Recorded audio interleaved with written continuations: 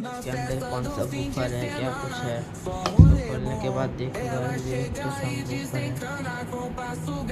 कैसे में आप सभी के लिए एक तो होम थिएटर है, इसके अंदर क्या कुछ होता है आप लोग का तो गाइस इसको सबवूफर को खोलते हैं।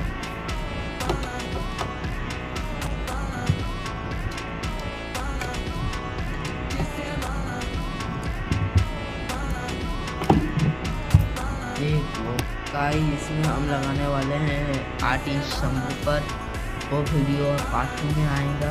हम एक 8 इंच मुझे लगता है चूहा घुसा था, इसको कोई जिसका है वो है, तो इसमें आटा देखिए इसका सारा स्क्रू खुल चुका है।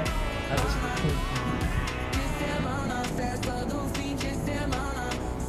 खोलते हैं।